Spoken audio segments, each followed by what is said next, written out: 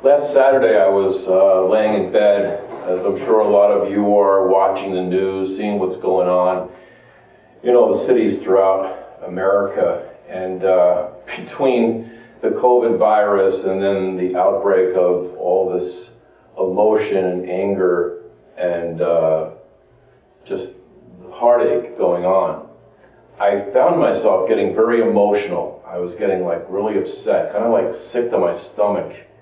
Like what is going on in our world? What's happening, And, I went to bed and then woke up the next day, and I don't know why, but I found myself going through my phone and looking through different things, and I was looking up, stuff about Albert Einstein. And Albert Einstein, here's this brilliant theoretical physicist who came up with the theory of relativity, the mathematical equation that energy equals mass times the speed of light squared.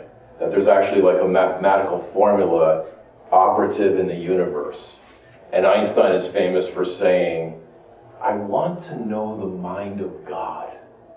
This brilliant genius looks at the universe and has his mouth hang open with awe. What can this God be like? This magnificent, brilliant, incredible world that we live in. So full of order and structure, mathematical equations. Even if there was a big bang, we don't know, right? But what scientists have come to realize is that even in the midst of a bang, where a bang would be an explosion where everything is haphazard and random and all over the place, but whatever was this beginning of the origin of the universe, this bang, everything is organized and structured and symmetrical and orderly. It's just incredible. And so then I was watching Netflix during the day, and if you get a chance on Netflix, there's a great show called Our Planet, narrated by David Attenborough. I love his accent. And it shows all these different things that are going on in the world. It's amazing how the filming, you can get up close to things that you would never see. And there's one thing that's on the Peruvian peninsula where 5 million birds gather at the same time. 5 million birds gather in this area at the same time because they know that around this time the dolphins are swimming underneath the water, raising all the krill up a little bit higher to the surface, and then what the birds are able to do is they're able to create themselves like a torpedo. They dive down about 30 feet into the water and grab a krill to feed on. So they're up here at the top, the dolphins are underneath in the bottom, and they're all feeding. This is all going on at the same time. It's an incredible organization that operates in nature. And then there was another part where they showed Chernobyl, where they had the nuclear explosion in 1986. And so this was 34 years ago. And that over the course of 34 years, what we find is plant life is growing. Trees and forests are growing and right around all those buildings. And then as that's growing, you see animal life, wildlife come in, horses, deers, and all kinds of animals are coming back to this area. Forest fires that occur in India, which looks like a disaster, burning down all of these trees, hundreds and thousands of acres. And then eventually it rains or something that stops. And then what happens is, I guess the trees that are burned down actually create and formulate a certain fertilizer. And then what starts to grow is these beautiful purple flowers and red all around this area. And because the tree branches have been burned down, the sun is able to come through and give life to all of this land. And I thought to myself, wow, it's almost like what is operative in the universe, this God, this living essence of love, is always rejuvenating, always replenishing, always regenerating life. Even in the midst of things that seemingly look like a disaster, somewhere along the way, what is happening is that the power of life is so much more powerful than anything that gets destroyed. And I started to feel a little bit better. And I started to remind myself, hey, yeah, if I'm a person of faith, if we're going to be a people of faith, we're believing that there is this brilliant, genius source of all that is well aware of what's going on here, and is so much more powerful than any of the negativity and the hatred and the violence that's going on in our country right now. Don't know where it's going, but sooner or later, it's going to end, and there's going to be healing. This is the theme that is in our world. God is communicating to us through these things.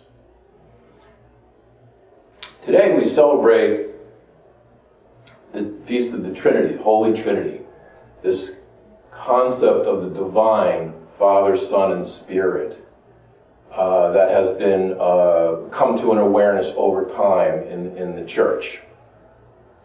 Now, a lot of there's great mystics in the church, but currently there seems to be present a number of present-day mystics. I mean, you could start with someone like Thomas Merton, who passed away in 1968, but he was a prolific writer, and many people follow him and do his research him and become experts in Thomas Merton. One mystic that follows him would be James Finley. There's other great mystics like Cynthia Bourgeault, Father Richard Rohr, Terence June Daly. Anyway, I'm reading the prompter here. There's like a teleprompter telling me, wait, who put the Terry's name in there with all the great mystics? And so what these great mystics are, Terry included, are saying that our history, our tradition is teaching us that God did not become incarnate in this person, Jesus, 2,000 years ago, but that rather the person of Jesus from 2,000 years ago reveals to us that God becomes one in the life of Jesus, and that as he's one in the life of Jesus, God becomes incarnated in our life. That God is incarnate in us, just like he was in Jesus. And that there is this mystical oneness that we experience with the living God that is within each one of us. And that this oneness reveals to us who we are.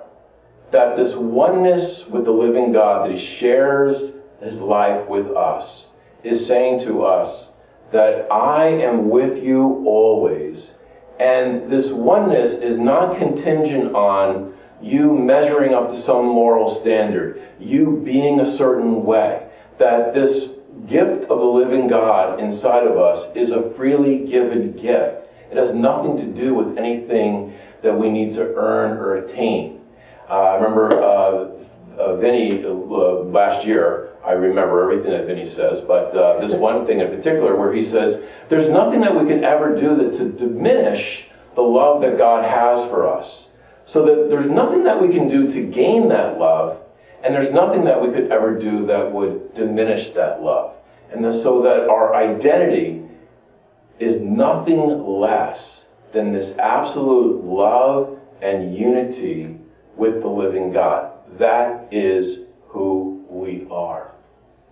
And yet, there's a problem, right? And we could probably say that with all of us. Like, there's something in us that wants to resist that incredible gift of love. Is it too good to be true? For some reason, we want to hold on to some sense of control over a life that we think that we're living, or a sense of control that we think we have over life. Now, I don't know, if you look at your life, if you go back and do the film of your life when you were like 5 and 10 and 15 and 20, and you were writing in your journal and everything like that, would you say that now as you're listening to this, that you look back, there's nothing that you could have planned? You would have never known that this is where you're at this moment in time from 30, 40, 50 years ago. So there isn't anything that we can control. There's like an unfolding of our life, and if we can look at it, God has been operative and present in our life. We have to cooperate with it. So what is it that we want to hold on to? Some sense of control, some sense of seeing ourselves in a way that ultimately results in some sort of shame, some sort of like, I'm not good enough. We're always like, am I lovable? And do you love me? Am I enough? And it's like we don't want to let go. We don't want to let go of this false, ridiculous delusion of who we think we are and the life that we think that we're living, and just enter into allowing ourselves to experience this oneness with the living God that is always operative in our life. This Spirit of the living God that is inside each one of us. Such a difficult thing we're going through right now. I was listening to James Finley, and he was talking about spiritual maturity. What does it mean to be spiritually mature? He was talking about when you look at like Nelson Mandela, total nonviolence, and after all of his years of captivity, he said, even if I had died in prison, I would have died a free man. Certainly nobody has experienced the suffering that Mother Teresa experienced down in Calcutta, unspeakable suffering that these people were dealing with. I mean, we all have our problems, we all have our difficulties, but when you stop and think of it, Lord knows there's a lot of people out there suffering beyond our wildest imagination. And so what Mother Teresa, while she was there present to the suffering that was going on in the world, in her world there in Calcutta, she always maintained a sense of who she was, this kingdom of heaven, this peace that is beyond understanding, that was always within her. She never lost that. So one of the things of a spiritual, mature person is while they care and they want to help and they want to do, they never let that cause them to become so reactive and so upset where they lose that inner sense of peace, that inner sense of the kingdom of heaven that was always within them. And I thought about that and I said, yeah, I was being spiritually immature as I was letting everything get to me. And I'm like, Lord, we're human beings. It does get to us. But what I want to say to you right now is that in the midst of everything that you're going through, we got to find a way where we don't let it totally get us. We have to maintain, St. Paul says in Philippians, do not worry. Put aside all anxieties. Set your heart on Jesus Christ so that you may experience the love of God found in Christ and experience the peace that is beyond all understanding. How does that sound to you? That is it possible in the midst of everything that's going on, and we can care and we can get involved and we can do whatever it is that we can do, but we cannot lose that inner sense of peace inside of ourselves. Actually, ironically, if we lose that peace, we're really actually no good to other people. We've got to maintain that inner sense of peace. I love when we do the Arise and people were talking about this, we kid around about like the kingdom of heaven. Am I stepping in the kingdom? Am I leaving the kingdom? And people thinking about that like they've never thought before of like being aware of like, hey, you know what? I've got my cage rattled. I've been upset. I've been letting things bother me. I'm angry. I'm blaming, whatever. And I've lost my way, which is fine because we're human beings. But I love what we're talking about at Good Shepherd is to be aware of that to recognize it and say, I gotta regroup. I've gotta get back to that state of being called the kingdom of heaven, called the peace that is beyond all understanding that Christ gives us. So I was thinking, maybe what we could do, there's so many things going on and people can get involved in whatever way they want to, but maybe now is the time when you could look at the person that you're living with and turn to them and let them know how much you love them. Let them know how much you appreciate them. And if you're living by yourself, maybe you could wave to a neighbor. Something small, something doable that you can do to make the world a better place. Think of something that you can do to make the world a better place because you're in it. There's so many people in our lives, so many people around that just need a hello, that need a sense of encouragement. Something that you can do. And even, you know what, you could go out and plant a flower in your backyard. You could go outside and listen to the birds. You could just celebrate being alive on the planet Earth and say yes to life and thank you to the living God that we have such a magnificent world that we live in. But in the midst of that, it's so important for us as people of faith. I talk to people all the time in my office, a lot of people who have no faith, and I'm like, wow, I can't even imagine what they're dealing with and what they're going through. We've got to, people of faith, people who have experienced Jesus Christ in our lives, we've got to never lose sight of that this power is inside of us and give us this peace that is beyond all understanding. Jesus Christ says to us today, do not ever let yourself see yourself or define yourself as anything less than absolute love and absolute unity with the living God.